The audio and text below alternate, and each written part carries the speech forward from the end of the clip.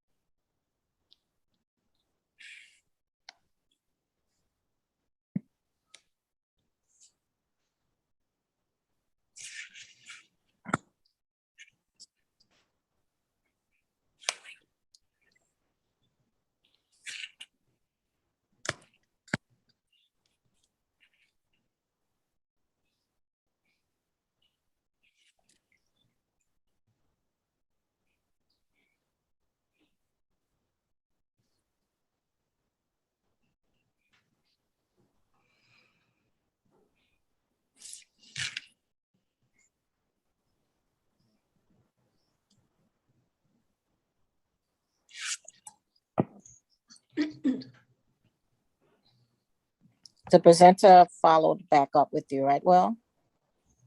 From earlier? Yeah, he said he'd be here. Okay. Harold. Yes. Okay. Give it a few more minutes. We have a presenter, so I hope everybody's doing well and getting ready for their Thanksgiving.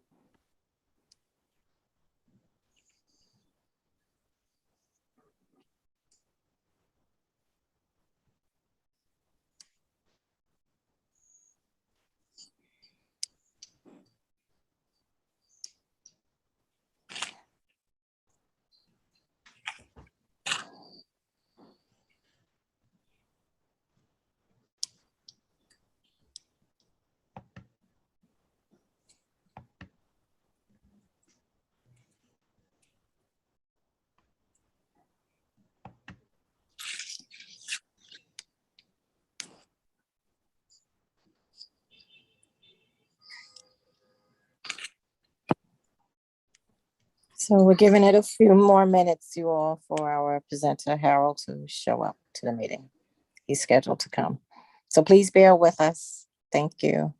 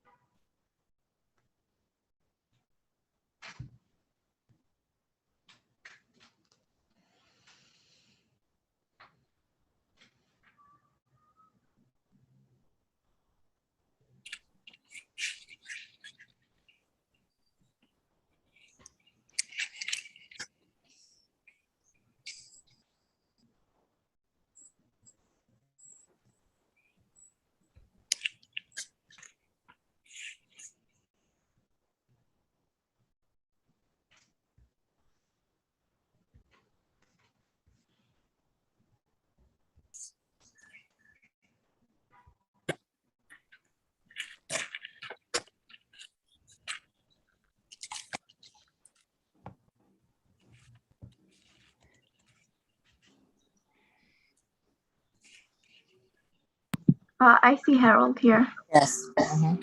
Yes.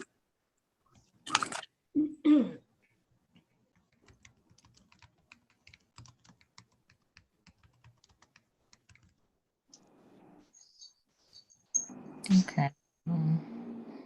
Mohima, you want to give out the instructions? Yes.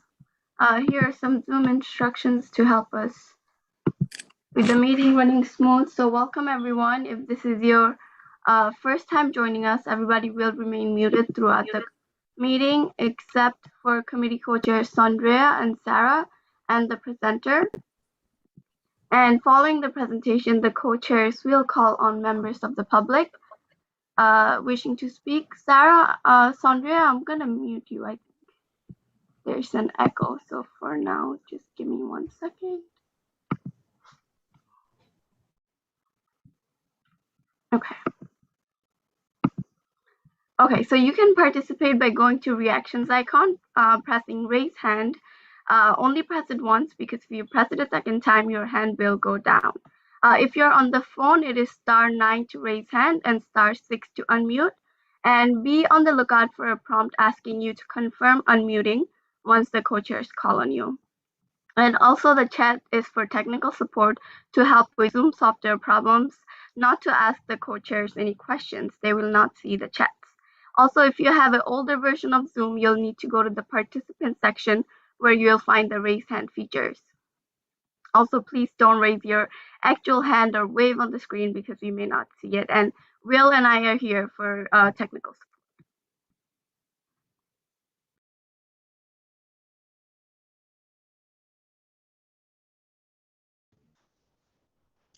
Great. Thank you so much, Mahima.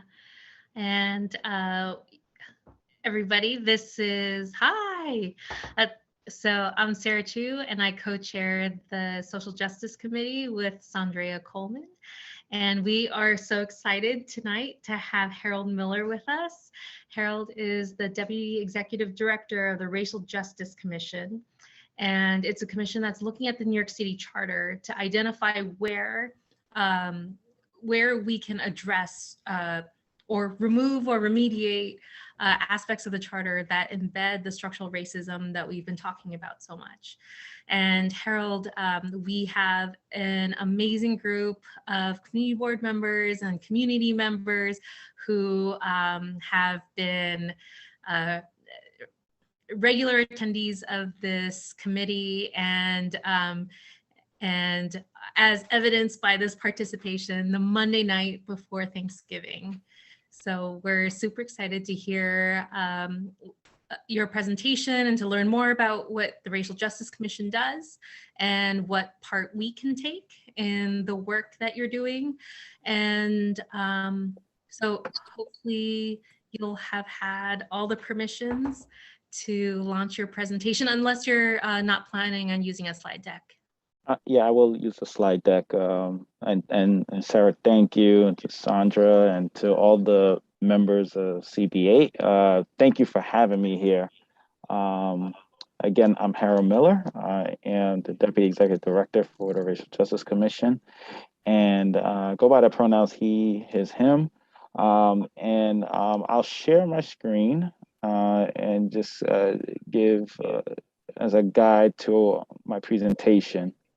So the Racial Justice Commission was founded earlier this year by Mayor de Blasio to examine and see if we can leverage the charter to root out structural racism.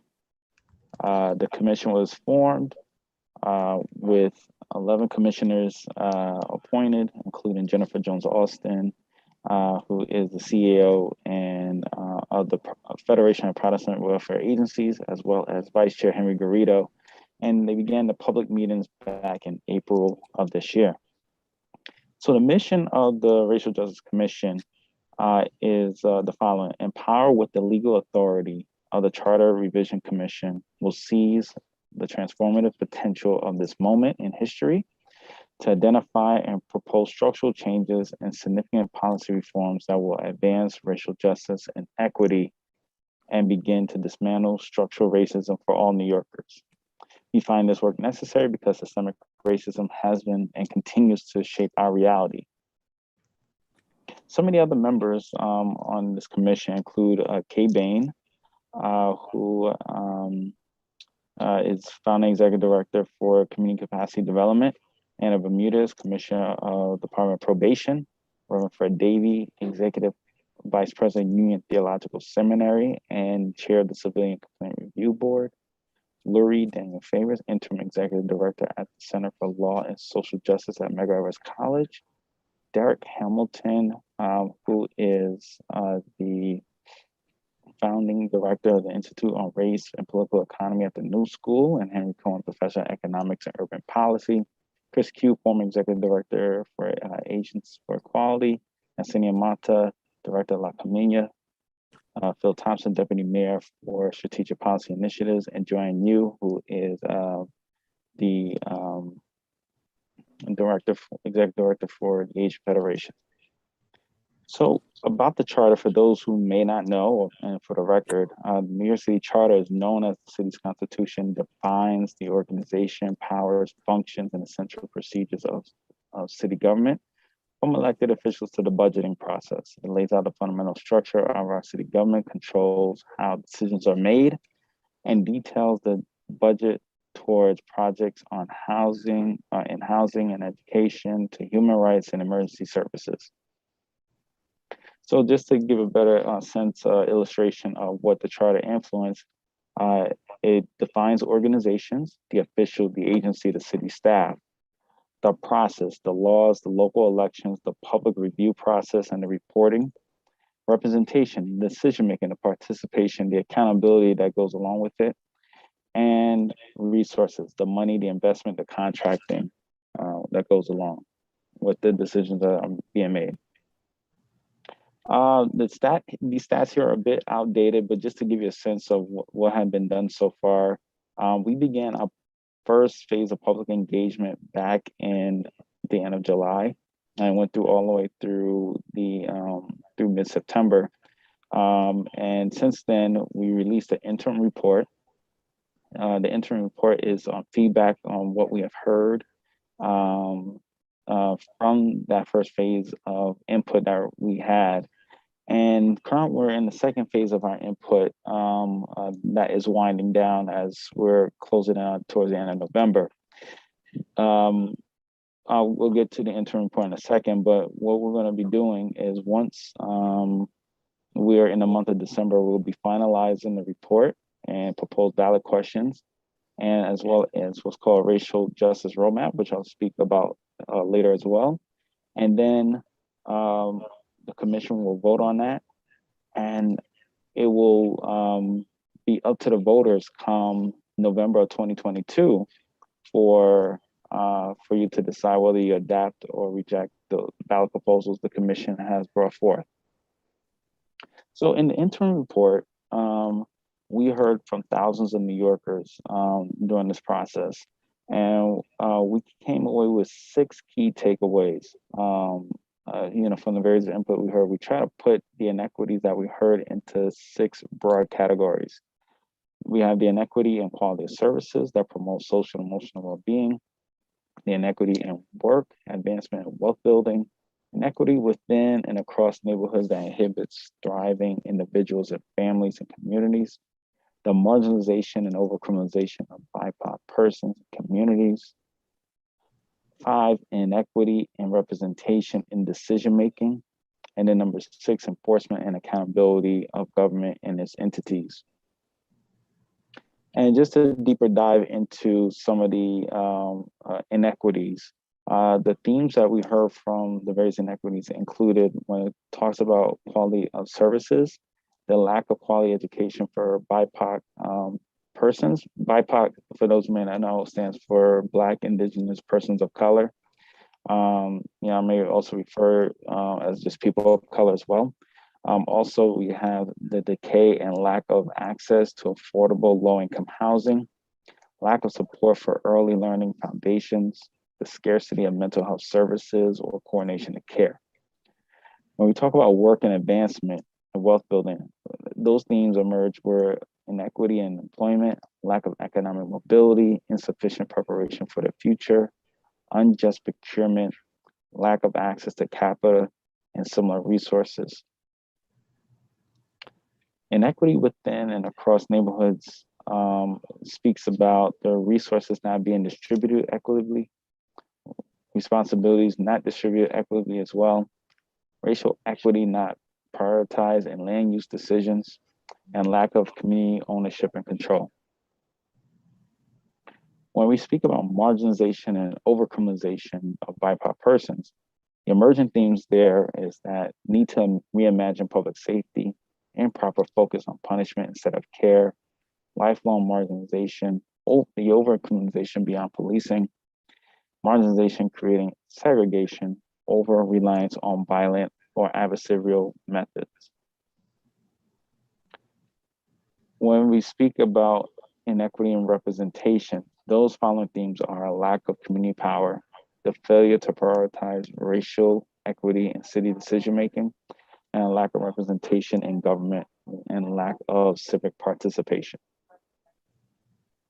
And then finally, when we speak about enforcement and accountability, the themes here were laws to protect against discrimination do not work well enough, need for stronger enforcement of institutions, lack of access to legal services, community demands are often remain unmet, lack of transparency or accountability in addressing community input, agency tracking that is not meaningful, lack of accountability for police misconduct, and laws to protect workers' rights are not strong enough. So, from there, as I stated, we are at the tail end of our input process, and we are literally actively working on the ballot measures itself. The call right before I got on this particular Zoom, I was in the commission meeting, which is still happening, where the commissioners are, speaking about the ballot measures and see what they will propose, what they'll be voting on come mid-December. So some of the questions that we are still seeking input from New Yorkers are the following. Which patterns of inequity most resonate with you and your experiences?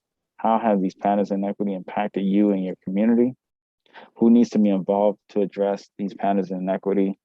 This can include city agencies, elected officials, city staff. What is your vision for New York City where these patterns of inequity do not exist?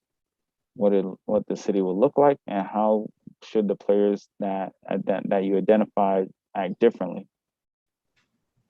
And you can share those thoughts and those experiences best way is via our website, which is nyc.gov/racial justice. That's nyc.gov/racial justice, where we have a whole section where you can give us feedback and input. Also be able to watch previous commission meetings, watch expert panel series, as well as input sessions that we have held up to date. As well as read the report. We have the report itself is about 20-some pages long. The executive summary itself is 2 pages long. So whatever your bandwidth and abilities is available to you. Also, you can always send questions, comments via our email, which is racialjustice@charter.nyc.gov, racialjustice@charter.nyc.gov. I'll also put my own email in the chat at the conclusion of this presentation. And then you can always follow us on social media, which is @racialjusticeNY on Twitter, Racial Justice NY on Twitter, or Racial Justice NYC on Instagram and Facebook. So what I'll do is I will put it back on the 6 patterns and inequities so people can see that on their screens. If there's questions, I'll be more than happy to answer or attempt to answer.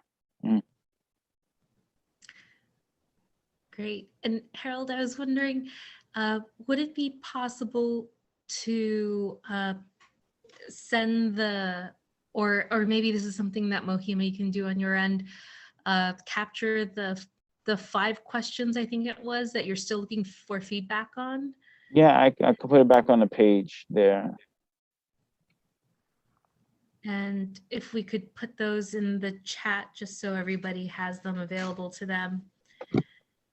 And so we saw the patterns of inequity, and these are the questions for which the Racial Justice Commission is still collecting information.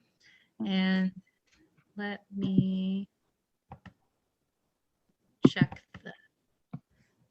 we've got a hand already. So Rita, why don't you unmute and share your comment or question? First of all, thank you for coming and bringing this. We really appreciate it, and it really, really helps us. There are those of us who are old enough who've been working for a very long time, but there is still something that bothers me, and I don't see it in any presentations. I am talking about how BIPOC people are portrayed not in TV programs that have a script, but I'm talking about in TV programs that are relating the news. One of the things that I was taught in college, and let me tell you, that was a long time ago, was what we call the halo effect.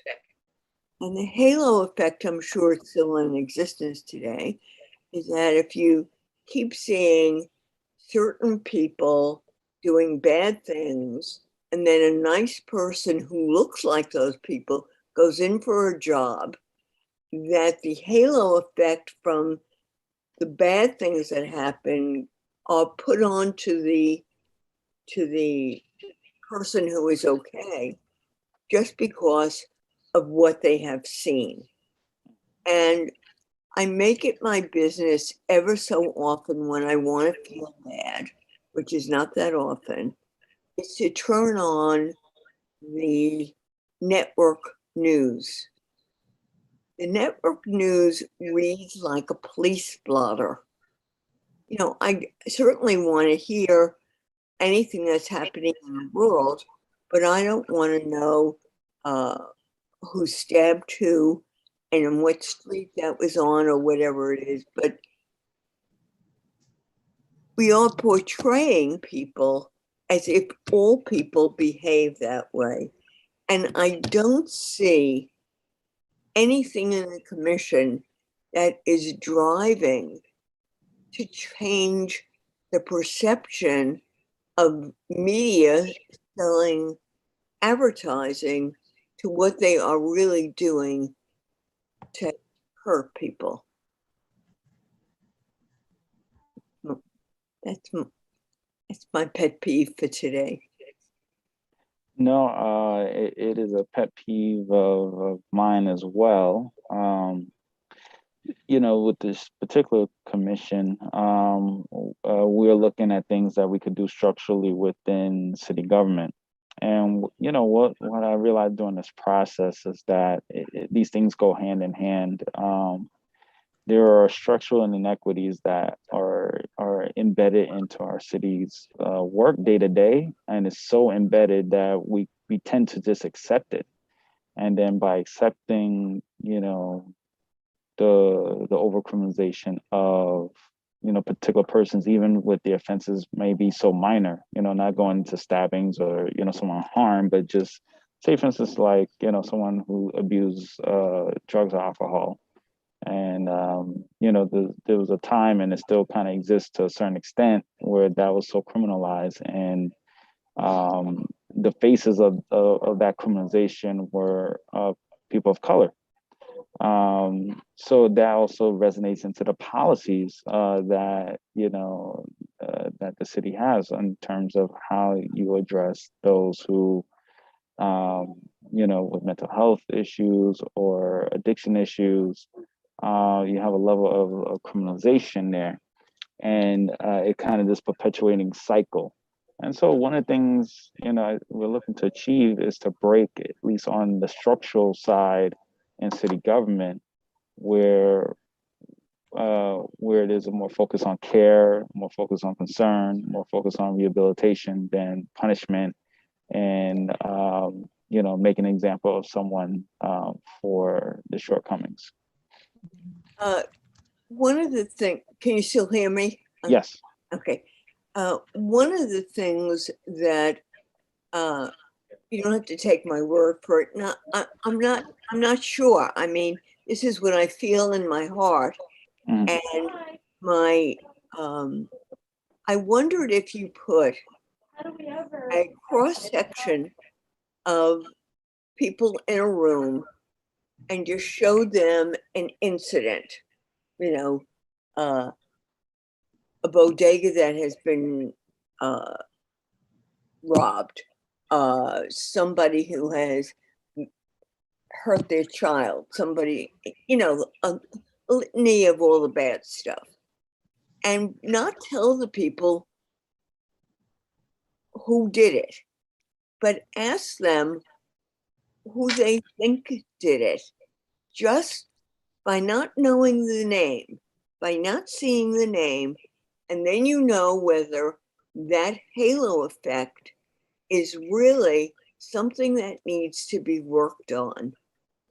I don't know. I don't think in Paris, the news is about, something that happened, 50 blocks away. I just think that we have this wasn't the way the news was when I was growing up. It just wasn't. It was about news, about what was going on in the city, what was going on in the state, what was going on in the federal government. Now that's given 3 minutes, maybe. So I think that this is worth it. And I'd love to know if and when you do it, if you would let the board know, because I would be really interested to see that. I have a major in psychology. I know that these things are existing because we have characterized that X amount of people do bad things and X amount of people do good things. I mean, like with I'm going to use Jeffrey Epstein, who did a terrible thing, to misuse young ladies and everything else. But he was glorified because he was white and rich. So let me know if you do it. I'm really curious. Thank you. Yeah, and Rita, I think that's a great question because there's been a lot of research on implicit bias and how it impacts how people perceive dangerousness. And so I think you're spot on. And Harold, I think in terms of city government, one place that we might look is the NYPD's Twitter feed, the way that it describes children, the way that it describes individuals of interest, is often the judgment's already in. Yeah. About the character or perceived behavior of the person whose picture is being sent out. And so I work in criminal justice policy, and in other countries, instead of using the term criminal, they use the term like Mr. X if they don't know who the individual is.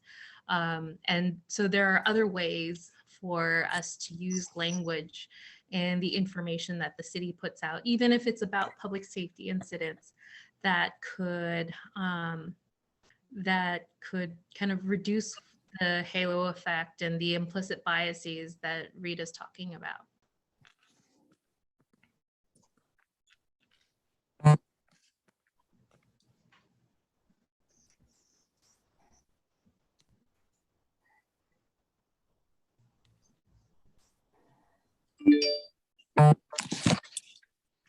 Okay. I think Harold's muted.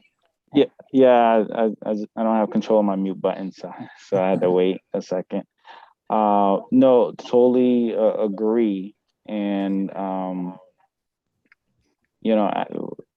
absolutely. As we're figuring this out, that is in the backdrop of how we put this together, and I think it's a great idea you bring up about how we look at the language agencies, particularly like NYPD, uses to describe persons of interest or those they're seeking questions from, and something that share with the commissioners when making those considerations about the marginalization over criminalization part of the inequity bucket. Thank you. All right, so I'm gonna jump in and thank you. It's okay, Sarah? You good? Yeah, I was just gonna say, Okay. Harold, we put the continuing conversation in the chat, and that way you can unshare your slides, so Okay. we can all see each other as we. No problem. Yeah, thank you. All right, all yours, Andrea. Yeah, just once I know it's been said, I've had a little technical issues, so I was in and out. I caught most of it, but I just kept getting knocked off. But thank you for the presentation. I'm glad that this commission is in place. Although it's new, I know it has a lot of work ahead of itself to do. I have like two questions. So NYCHA, New York City Housing Authority, they have on one of their forms, their call letter, a term called, I believe it says undesirable or something like that. And that's a very systemic term that they use. And I wanted to know if that's something that you all could look in, the commission, to have that language changed on that call letter. Some residents, that's a letter that goes out, and residents can be either, their folder can go in downtown for a possible eviction, and or they have to go in and speak to the management. But it's a very systemic term that should not be on any paperwork, especially from the city, undesirables. So I wanted to know if that's something that you all could look in and advocate that that terminology be changed, that they use something a little more fitting under this climate. Yeah, I think it's worth raising. Because to use language like that, it just it's offensive in my opinion, my personal opinion, because we all have a right to housing, we all have a right to live in dignity, and to call someone undesirable because inability to pay or some shortcomings, I think it's the wrong course of action. That's my own personal thought. I don't know if that's because it's a federal thing or if it's the city can fix it, because NYCHA is one of those, authorities that's actually a creature of the federal government. So I can look into what is possible. Okay. But I think, in the same, breath that we were just speaking about with the NYPD, language means a lot. And, Yeah. so if there's a way for us to address that, certainly we'll raise that. And also, even if we're not able to address it in the charter commission, we have a roadmap that we're going to develop alongside with it. And this roadmap is actually addressing like things that we're going to ask the federal, state authorities to consider in making New York City a more racially equitable society. And things that the city council or particular agencies can do, but may not need a whole charter revision change. So I'm not sure where that fits in, but definitely in 1000% agreement, worth exploring and figuring out a way to change that language. Okay, thank you. I'll see if I can get a one of the copies of the letter, a blank letter to you, or you could probably pull it up or the link that, what it fits. But it still is offensive to residents. Absolutely. Yeah, it was one resident in Queensbridge was literally crying when she got that letter, and she's an older lady. Mhm. So I have another question. Does this commission, or will they do any type of surveys to find racial disparities within entities that are in government, such as employment, school segregation as well, and even some of our community boards are not, diverse enough? Great question, and that is one of the things we are under consideration to have that structure in place. Because we have heard that from others to see if we can pull something off like that. But remains to be seen if that will be part of the proposals for consideration. Okay, thank you. Those are kind of things I wanted to touch base on. Thank you so much.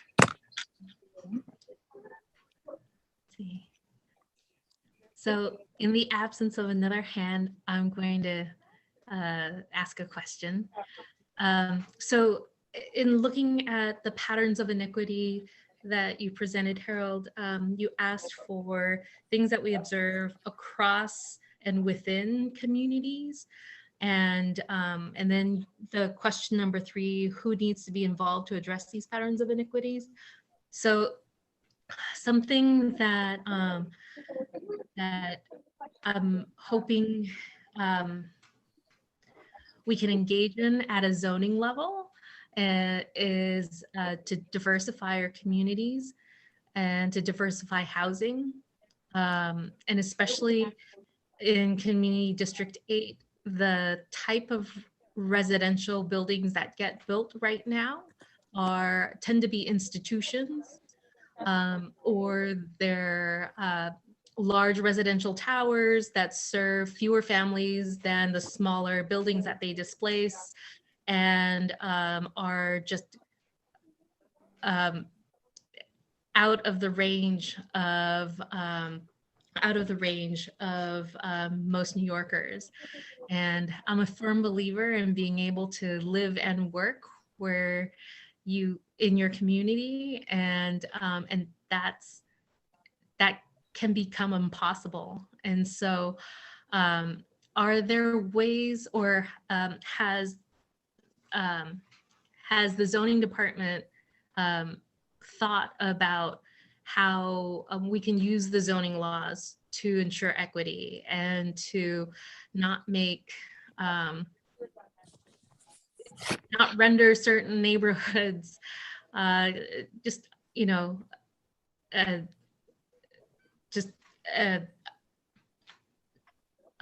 like impossible to break into for families that aren't in the 1%, for example? That is, we're trying to figure that out as well, in the sense of like what can be done,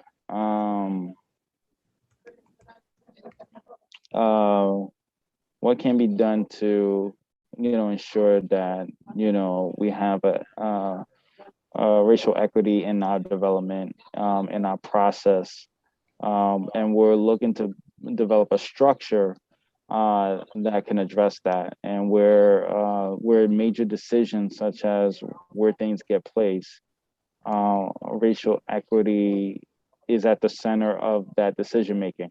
Right now, it's just financial costs mainly is the driver, and financial benefits, and we're saying that we need to, we need to make sure that there's a racial equity component to it. Yeah.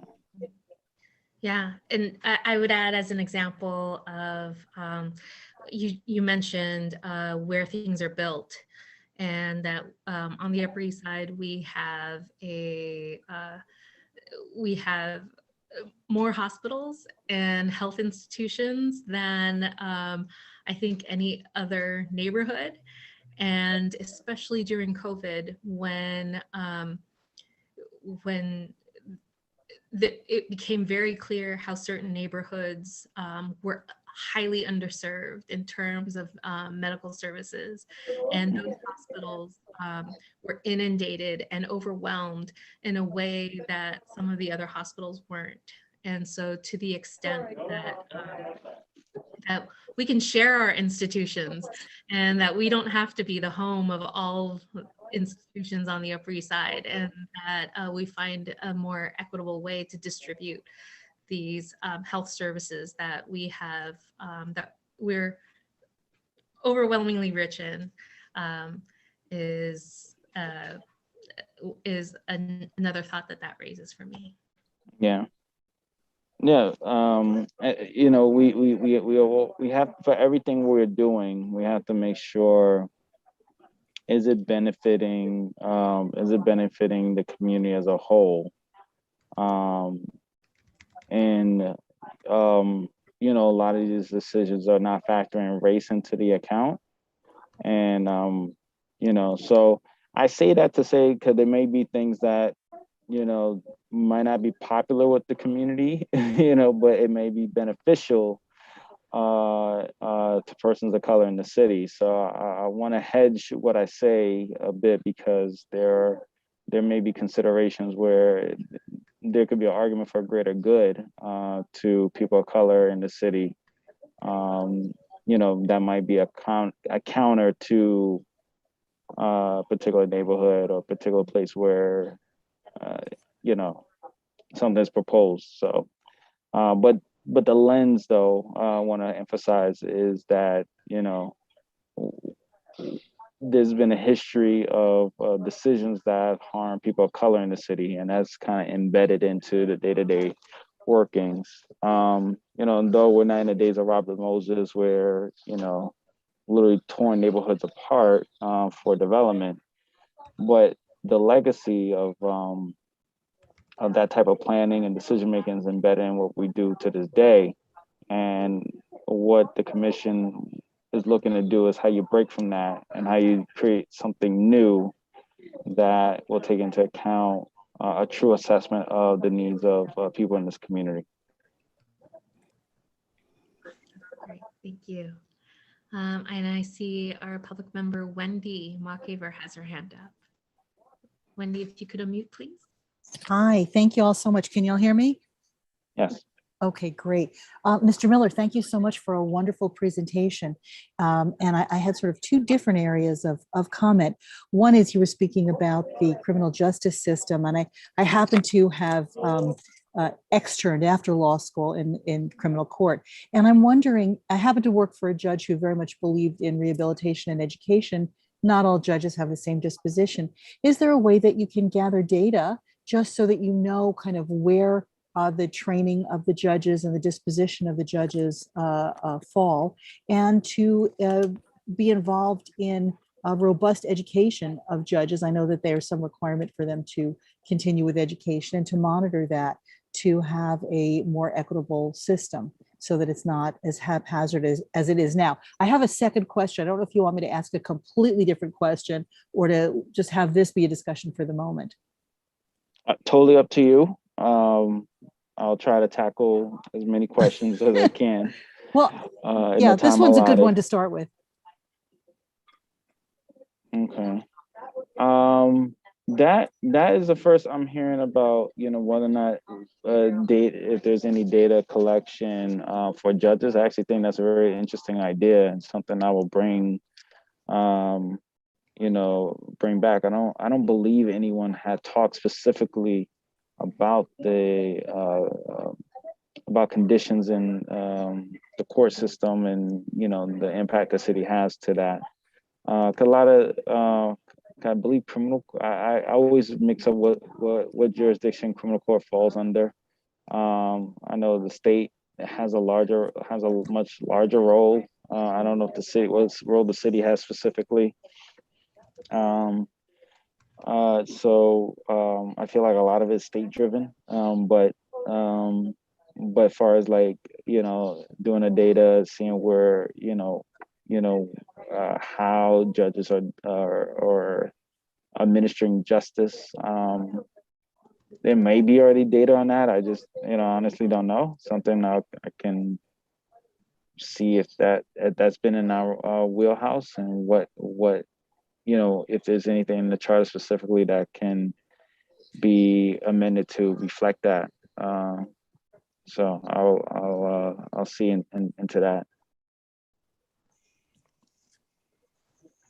Thank you so much. And, a part of my background that is not the law is science. And so I am very respectful of data and data gathering. And you happen to have come to us on a very interesting night because tomorrow the City Council votes on the possible overdevelopment of the New York Blood Center, and the Longfellow Development Company wants to come in and build a very tall building in a mid-block. And this is problematic for many reasons. My focus has been on environmental justice. For many years, I've come before CB8 and spoken on this matter.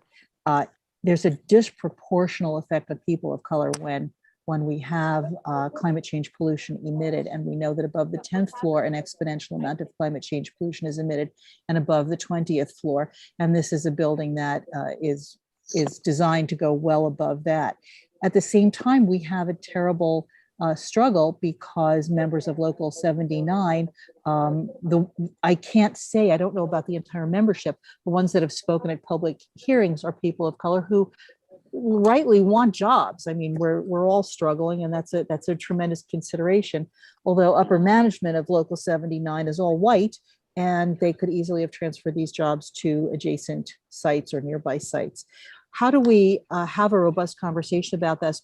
But more importantly, tying back to the idea of data collection, how can we ensure that as part of the review processing zoning, we take into account the health effects on people of color who may not live adjacent? It's not a matter of just like a puff of smoke coming over to your, next door property, but this is pervasive throughout the city. And what happens in Manhattan can well affect people in Queens and the Bronx and Staten Island, because those pesky molecules don't know to stay right over the building that's causing the problem. So is there a way that we can gather the data, and that might involve, working with health researchers and scientists and statisticians to really take a look at what's happening? The matter of healthcare our citizens and our workers and our students of color is complicated. There are many factors that go into it, but this is a huge one, and it's in the news. Speaking, to Rita Popper's point about what's in the news, in the news at the moment is our commitment to reducing climate change pollution. It's not a theoretical thing. It actually has an effect, particularly on respiratory, cardiac, and cancer outcomes on people of color. Is there a way we can start to gather the data and then create a mechanism so that there's some kind of test, safeguard to ensure that all people have this kind of justice? Not everybody can flee to a house in the Hamptons. Some of us are gleefully stuck here or just stuck here. but our health is impacted, and it's at a huge, not only a moral cost, but also an actual financial cost to the city. Thank you. Yeah, your question is particularly is above the peg I sit in currently, and so I'm not really sidestepping the question, because I like to answer things directly. That's kind of been the thing I pride myself on. But specifically to what's happening with the Buzz Center, the commission has no involvement or engagement on how that will be the outcome. What I can say, like I said earlier, though, is that one of the things we want to build is a structure in place that take racial equity into consideration on decisions such as this into consideration. And like I said earlier, like I hedge myself, because knowing that this is a major topic of discussion in your community, that a racial equity report may go against the the desire of the particular community for other reasons. So not saying that's the case in this particular issue. The health effects are not covered. We understand about jobs. The other problem, of course, is this is now lawyer head talking, but is that if you start to mess around with the mid-block zoning, you are putting all of our affordable housing at risk. And we've been begging the city for affordable housing. We are not the community that says, oh no, we want a fancy whatever it is in our neighborhood. We are begging for the preservation, restoration, and construction of affordable housing. So I'm speaking particularly in relation to the possible destruction of our mid-zone, our mid-block zoning. But when you say about the equity, and I understand the consideration, but there's no consideration in that equation for the health effects. Well, that's what I was gonna say. Actually, I was gonna add to say, like, when we speak about racial equity, I think it has to take into account not only jobs but health, the long-term effects on gentrification, the effects on other resources that might be used to it. So I think the structure the commissioners are looking to build, it will have a process where a lot of those things go into consideration when we talk about a racial equity impact to it. And so honestly, I wouldn't know how a structure like that will come down on a decision such as this, to be honest. But what my point is that the idea of it is to what is the greatest impact to achieve greater racial equity in a city decision. And that is the application of that particular thought. So it's like, how does that benefit people of color on a citywide level. So like I said, I don't know how it will land, and I don't want to speak on a subject that I have no power in or ability to influence at this point. But all I can speak about is our vision of building a structure that take racial equity into consideration when decisions like this are being made. I appreciate that. I hope part of the structure is to look at the health and more sophisticated effects and start by gathering data. And I really appreciate your comments. No, I agree with that.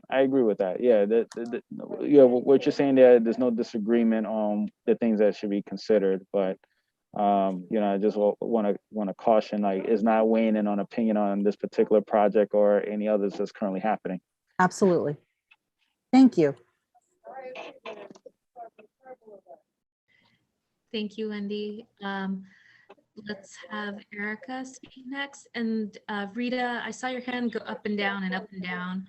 And since Erica hasn't spoken yet, let's get to her. And if you'd like to comment afterwards, why don't we take you after Rita? I mean, after Erica. Thanks, Sarah. And thanks for this presentation, because I hadn't previously heard about this. I think it's great. I mean, I think it's important for us to understand our history, but what happened in media 50 years ago is not relevant to now.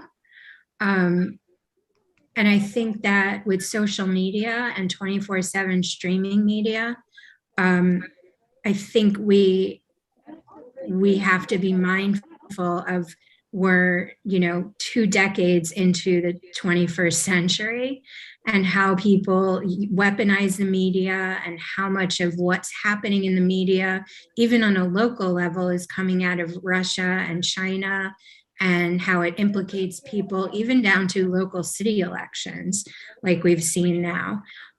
Or things that happen in terms of crime, how other countries weaponize that in our local communities. But I would say, and I'm sorry, I lost him. I would say, Harold, I volunteer with Courtwatch, New York City. So when you were talking about, let me go back to it in the chat, the questions. Which patterns of inequity most resonate with you in your experiences?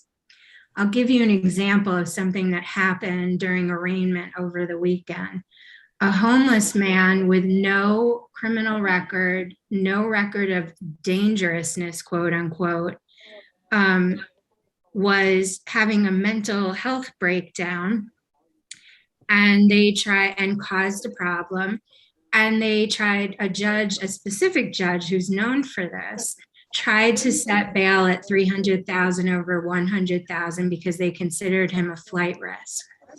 He was homeless and having a mental health crisis. Where was he going? So I hope that the question number one, when you're talking about which patterns of inequity most resonate with I guess, me and my experiences, it's the gross inequity of the judicial system in our city. And Manhattan overwhelmingly incarcerates more people than any of the other boroughs. Now, it could be that we have more people living in a, square mile or whatever versus Brooklyn or Queens or Staten Island or the Bronx. But, it's kind of like, I'm always asking the question, how far do you go back? And I don't mean in time, like, where's the starting point to fix all of this? Because in my mind, like the healthcare system, the judicial system needs to be burned to the ground and completely be rebuilt for one of support. I like to say the why always matters as well. Like, why are people doing these things? Are they doing them because they're homeless? Because data overwhelmingly shows for decades now that providing people homes before you try to deal with whatever challenges they face shows a huge success rate.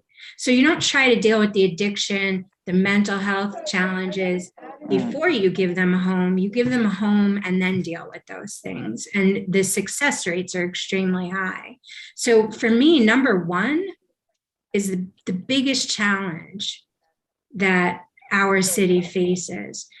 Where do you start and how do you get these people to pay attention? Because we are coming into a situation now where we have a mayor that is a former cop, and from everything I've seen he's saying, he's going to ratchet that all up again.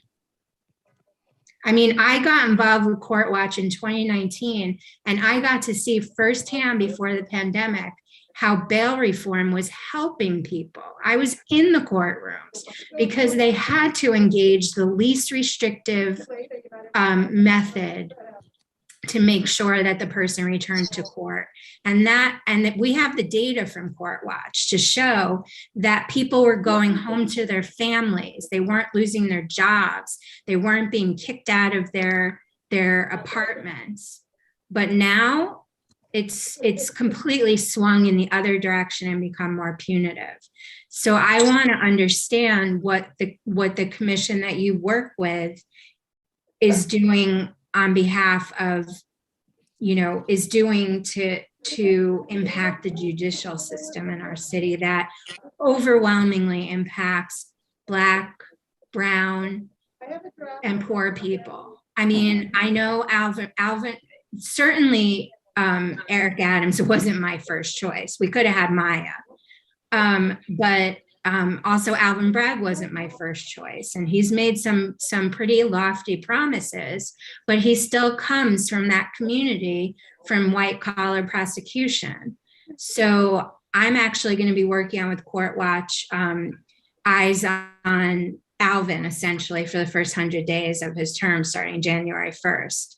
So I want to hear from you, and I hate testifying. This makes me crazy when other people do it, but I'm passionate about this and it's important to me. So I kind of would like to hear from you about what the commission is doing, you know, to include this part in the charter. No, I appreciate that. Yeah, so I mean, the commission is still considering what they will do when we talk about the when you talk about like marginalization and overcriminalization, inequity. You know, I think that's where it kind of falls into. But a lot of the decisions of how the judicial system has an impact, you know, falls on the state, unfortunately. So we may have some recommendations for the state in our roadmap. But there's things that the city, you know, can do, and we want to look to see how we can address that specifically in terms of, you know, how public safety is administrated, you know, what resources we give folks so they don't, you know, fall into, you know, crime. You know, looking at some of the structural pieces that that the city kind of help perpetuates inequities in our justice system. We're looking at right now. So don't have specifics on what they will be just yet, but you know, definitely a conversation that, you know, the commissioners are having, you know, as we speak. I would encourage you to connect with Courtwatch.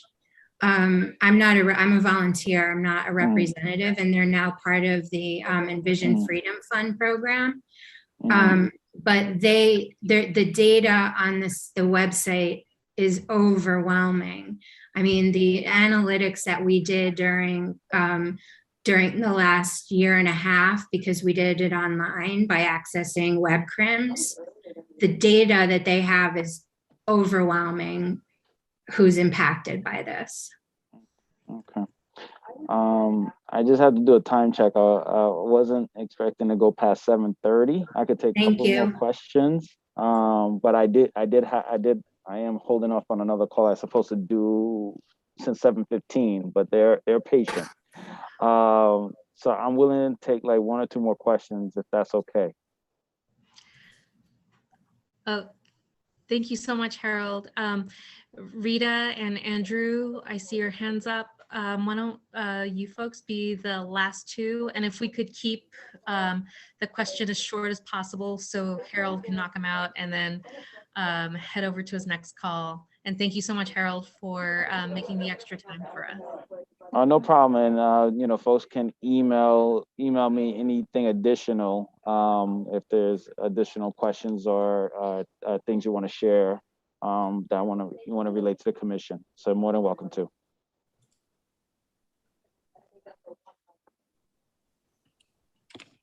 Does your commission plan to do anything about NYCHA?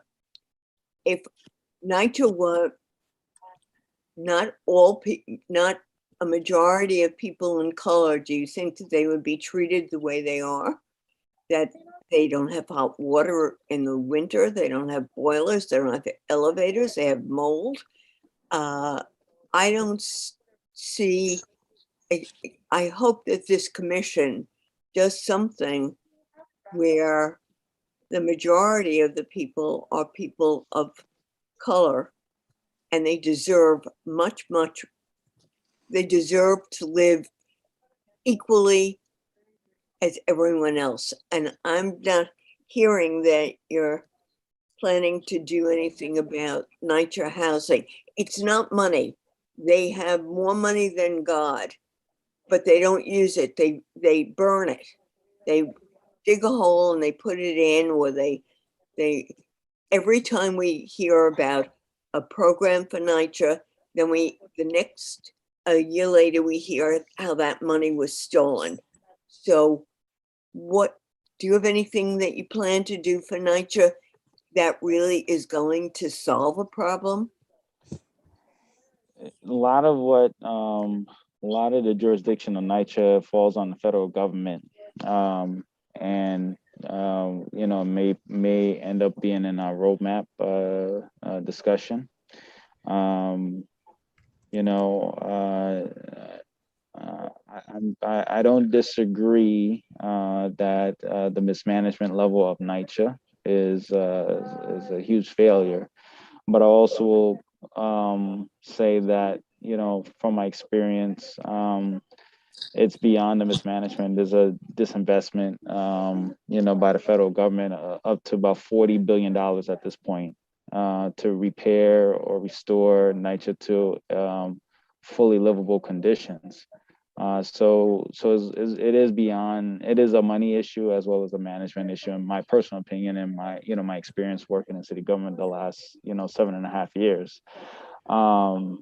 But a lot of it does fall on the hands of the federal government that governs the structure of the agency, and also funds it. 'Cause I think when you have a disinvestment, it breeds also the mismanagement. I think they go hand in hand. And so if we have the adequate funds to repair and replace and rebuild NYCHA, you could potentially have greater accountability structures of the administration of money. But I do agree with your premise that NYCHA get treated as such because majority of people who live there are of color, and it's the structural racism right in our face.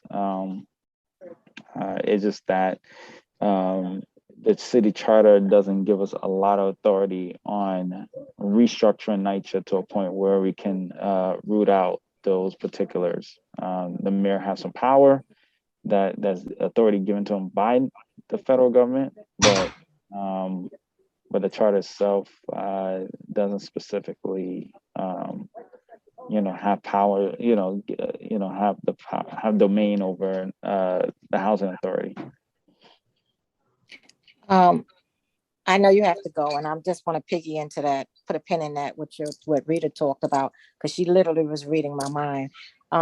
We know that it's hard to police the police. So being that this commission has been implemented by the mayor, it might be something that you all might not want to look into, but she's right. It should be looked into, the conditions, the hazardous health conditions that we live in. And I would hope that you all could do a survey to see about the illnesses of residents in NYCHA, because NYCHA is making residents sick. We had something in 2016, a Healthy Homes campaign, when I was with another organization we were working on, and things have exacerbated over the years. So I do get that you can't police the police. It's hard for the police to police the police, and it got to be, I guess, difficult for this commission to take on a big duty regarding residents, because the mayor implemented, but it is the right moral thing to do. But I'll leave it at that. I just wanted to put a pin in that, and thank you, Rita, for that. And you don't really, if you want to respond, you can. I know you have to just go. just to clarify, I don't want to leave the impression that we don't want to address it. So we're an independent charter commission, so there will be things that we will propose that would not show the mayor, whether it be this mayor or the incoming mayor, in the most favorable light to begin with. That's the beauty about this commission, is that they have an independent authority to enact ballot proposals, to the charter, and it's around structural changes. And so we have a very specific mandate around this commission. That doesn't mean what you're calling for is not needed. is definitely needed. It's just that this is not the vehicle to put forth that idea. City council, local elected officials, the administration have and should explore that ability to pursue, looking at the specific health conditions of those residents in NYCHD developments, because yes, people are sick and dying from the conditions from there. Our commission is looking at the charter from a structural standpoint, like what are the things in the city government can be done to develop structures that will bring forth greater racial equity in our city. So I just want to kind of just like acknowledge what you're saying, Sandra, and be very clear like what our mandates and what our abilities are as a commission, because there's a lot of issues out there that needs to be tackled, should be tackled, but we have a very specific mandate to look at structural changes to the city's constitution, and and making those changes to create greater racial equity as a whole. I'm not going to take your time. Thank you. Anthony, I know Sarah was running it, but I think Anthony had his question. And then I was the last person. Anthony. Oh, sorry, it's Andrew Ravish here. Oh, Andrew, I'm sorry. I'm not looking You know at what? it. I'm Anthony sorry. is a great name. And so like, if you want to call I'm me sorry. that, I can change my I'm name. not even looking at it. Forgive me. Oh, Okay. goodness. I thank you for letting me speak. And Harold, I am so honored that I get to ask you the last question of the section. And I hope you have a really wonderful next great meeting. In talking earlier about how racial equity decisions are made, is it more qualitative or is it quantitative? Like, is it a bunch of people talking about the aspects of a different potential decision and weighing it with words, or is there like an algorithm or a model where a score is compiled and then you have a range of outcomes based on the numbers that are generated? I could be totally off base and sound just very wonky, but we've seen stranger things, like in baseball, which is a sport that I love, and I love the human nature of it. Mm-hmm. A lot of decisions that used to be quote unquote gut decisions are now decided on algorithmic thinking. Mm-hmm. So is there any sort of thought that racial equity decisions are going to be heading in that direction, or is that a thing that's already happening? That is a very, very good question. And I don't think we will make that determination in this process. I think we want to set up a structure, and within that structure, those who lead in it may make that determination. But I totally get what you're saying. Is it based on like what people are hearing, what they're feeling, or what the data says? And I don't know if we're going to answer that your specific question in the ballot proposals. I think we're going to leave that for those who are going to manage the structure. Sounds good. Thank you. Yeah. But great question for me to like see if that is a thought. Great. Thank you so much for joining us tonight, Harold. This is a great presentation. We'd love the PowerPoint if we could. I don't know, different agencies have different rules about sharing their PowerPoints, but there's no state secrets on there, so I'll share it. Don't worry. Okay. I'll send it. Okay. Thank you. And that way we can attach it to our minutes so everyone has access to it. Sounds good. And we're grateful for your time, and we wish the commission the best of luck and the greatest. I'll keep you posted. I'll keep you posted on our latest, and share what develops over the next few weeks, and love to continue to get your input and feedback. This was great tonight. Thank you. Thank you. Thank you. All right. Have a great evening. Have a great holiday, everyone. Take care. All right. Bye-bye.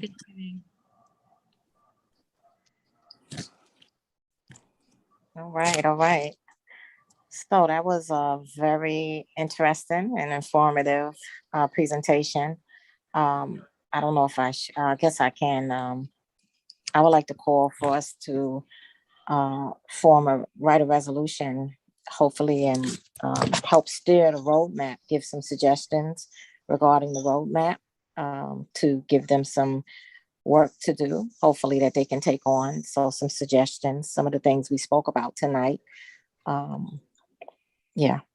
So if anybody can second it, or I don't know if I'm right with saying that, but help me out, Sarah. Do we want to identify some of the topics that we talked about tonight for the resolution, or so let's say we could do whereases on what the Racial Justice Commission is, and the fact that they're working on the city charter, and then in our resolved, we can talk about the specific topics that came up tonight.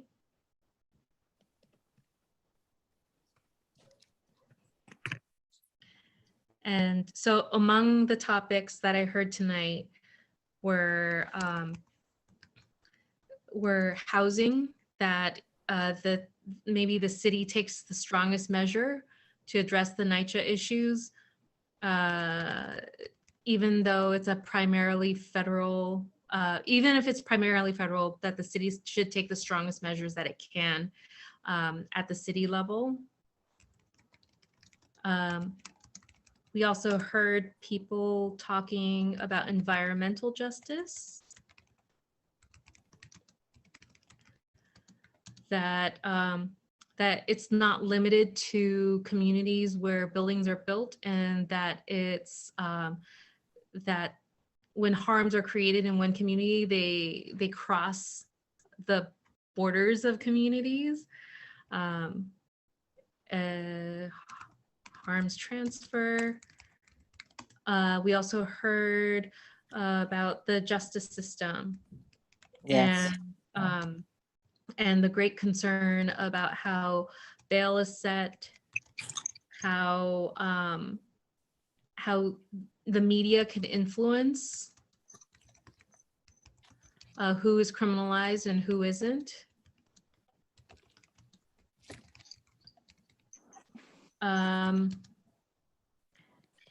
And let's see on my notes.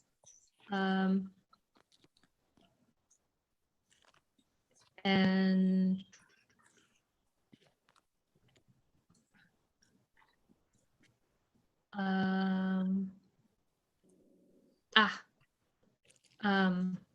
Rita has her hand up too.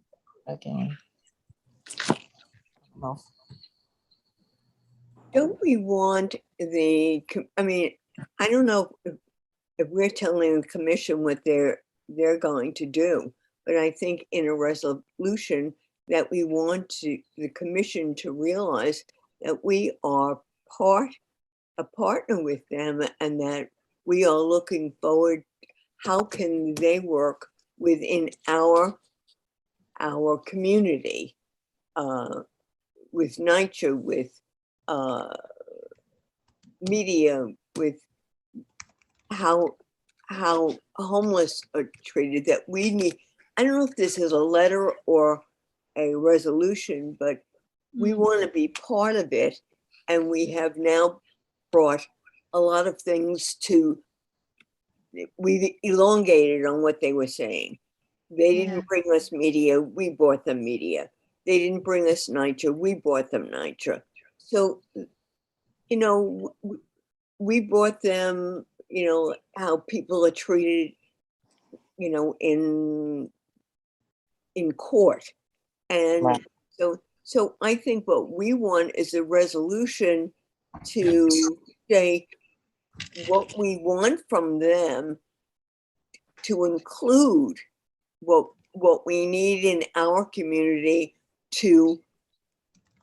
for an equity for people, for all people in the community, and people of color. Mm-hmm. I don't know what the BI stands for. What does the BI stand for? Indigenous. indigenous, Black indigenous people of color. Black Indigenous. that's what I didn't get. But that's what we have those people in our community. We want to know how this commission's going to help them. Right. Mhm. That's just a thought. Yeah, you're right. And I believe that because they're new and they're just starting, I believe that people, and especially this community board, can help give them some insight on what possibly they can be looking into. So, I mean, not that they will dive into everything, but at least putting it out there, you know, the concerns of this particular community board. And I'm sure that the concerns of this community board is not limited to our city. So, you know. So Rita, thank you for raising that we can also do a letter. And so we have either a resolution or a letter, and with the letter, what we could do is draft it, and anyone who's interested in helping us edit it and introduce your ideas, or helping us make sure that we get everybody's ideas, and that we can we do that, Russell? Work offline later on a letter, or Sandria, this is up to you because you're the one who raised it. If you want to do a letter or a resolution. I mean, whatever's the strongest and whatever we can do, whatever's feasible, I'm okay with either. Yeah, let's see what Russell's. Yeah, I think letters are pretty flexible. So, I mean, we can do whatever we want in a letter. I mean, whatever process works best is fine. So we can certainly have multiple people editing it and all that before it goes out.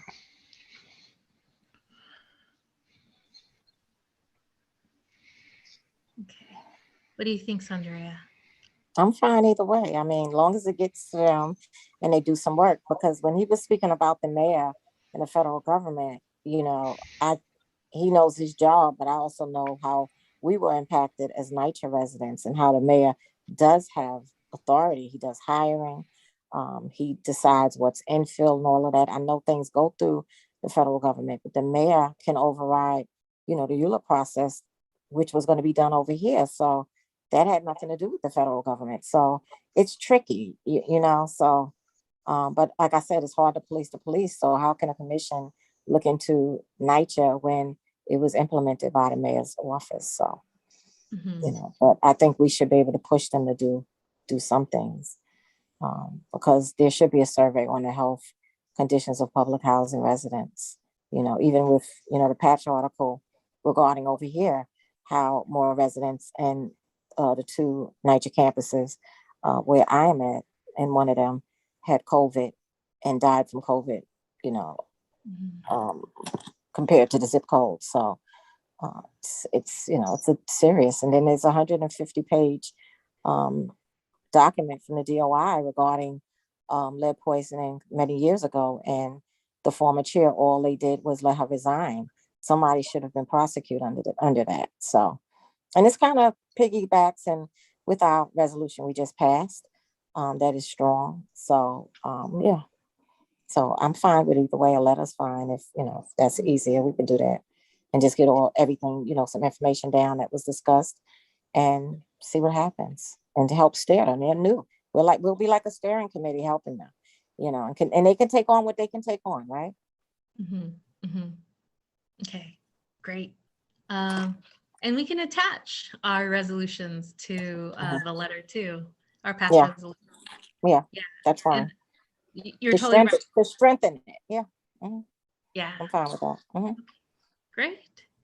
Then if anyone is interested in helping draft the letter, let us know. I think you have our emails available, and we can start a Google Doc together and develop a letter that I think, Russell, you send. Is that how it works?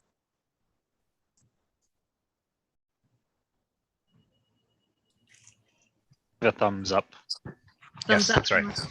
Okay, super.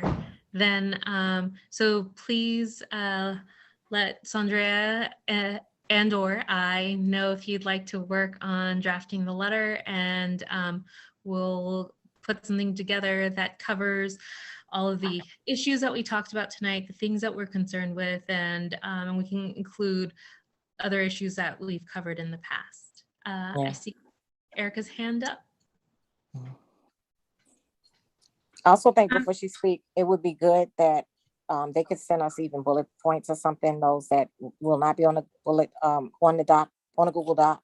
If they want to send us bullet points that we can expound on, that would make it easier. And then once we have a draft, we could actually send it out as well. If we don't have everybody inside the Google Doc, because we want to include everyone on this call that wants to be a part. Sorry, Erica, go ahead. No, it's okay. I have mostly a procedural question about this type of thing. Would this have more teeth if a letter was done in concert with other community boards or in partnership with other community boards? That's a good question, Erica. I think that, yes, the more that the boards work together, the more legs the letter has. But they weren't present. That's one of the issues too. They weren't present, so. Well, I'm assuming that this is a road show for him. We hope. I mean, it sounds like it was. I mean, there's not a lot of social justice committees though. That's oh, there isn't. Well, no. That's the first issue. Yeah. Mark Levine, our incoming borough president, is aware of that, and he's excited what we're doing. I think it's maybe 2. Is it like 2 in Manhattan? But I'm not 100% sure. I think it's another one. I don't think there's a lot of social justice committees. So then this group could actually lead the way for. Yes. Okay. With you, Erica. I'm down for that. Yes. Great. Thank you. So how about this? Mohima, I'm sending, oops, I just sent it to Will, my email, and so I'm volunteering my contact information publicly, and I can collect on behalf of Sandrea and I to any of the topics that people would like for us to include in the letter, if there are, or if anyone wants to help work on drafting, that I'll be the email conduit and loop in the rest of our community board team on this work, and so we can develop a letter. And Russell may even be able to share it at Borough Board for any other community boards that are interested in doing something similar. And so,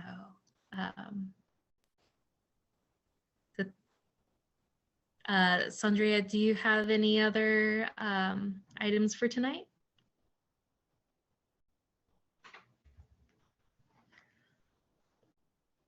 Oh, she might have dropped off on the internet. Okay, so it is 7:56, and we have our next steps. So we'll work together on the letter with anyone who is interested and reaches out to me by email. I'll loop in Russell and Mohima, Will, and Sandrea, and